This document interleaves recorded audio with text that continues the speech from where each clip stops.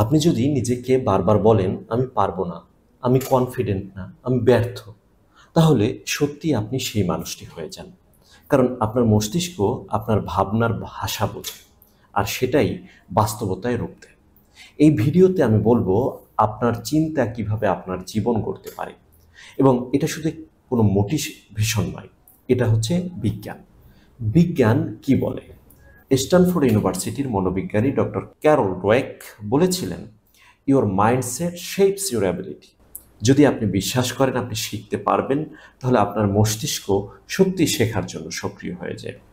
Neuroscience বলে আমাদের মস্তিষ্কে রয়েছে নিউরোপ্লাস্টিসিটি, মানে আপনি যেভাবে ভাবেন সেই অনুযায়ী আপনার ব্রেইনের সংযোগ পরিবর্তিত হয়। যেমন আপনি যদি প্রতিদিন বলেন আমি সাহসী, আমি এগিয়ে যাব, তাহলে আপনার ব্রেইন সেই সাহসী আচরণের প্যাটার্ন তৈরি করবে। কিন্তু বিপরীত পক্ষে আপনি যদি বারবার বলেন আমি আসলে ব্যর্থ, আমি পারবো না, আমার সেই সামর্থ্য নেই, তাহলে আপনার ব্রেইন ঠিক সেই ব্যর্থতায় বিশ্বাস তৈরি করে এবং আপনার ব্রেনকে সেভাবে করেই তৈরি করে।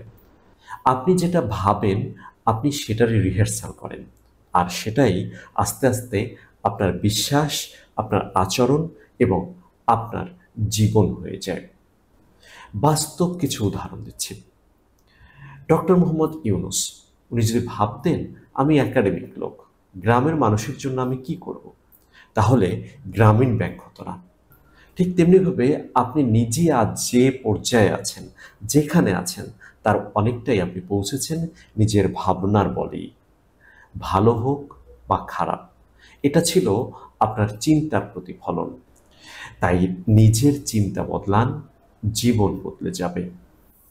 প্রিয় বন্ধু, আপনার চিন্তা শুধু ভাবনা নয়, এটা হলো আপনার জীবনের দিক নির্দেশনা। আপনি যদি ভাবেন আপনি পারবেন, তাহলে আপনি সত্যিই পারবেন। আপনি যদি ভাবেন আপনি সাহসী, আপনি সাহসী হয়ে উঠবেন। আপনি যদি বিশ্বাস করেন আল্লাহ আছেন, আমি চেষ্টা করলে ফল দেবেন, তাহলে আপনি হবেন দৃঢ়, শান্ত এবং আত্মবিশ্বাসী। আজ থেকেই প্রতিদিন নিজেকে বলুন আমি পারবো ইনশাআল্লাহ।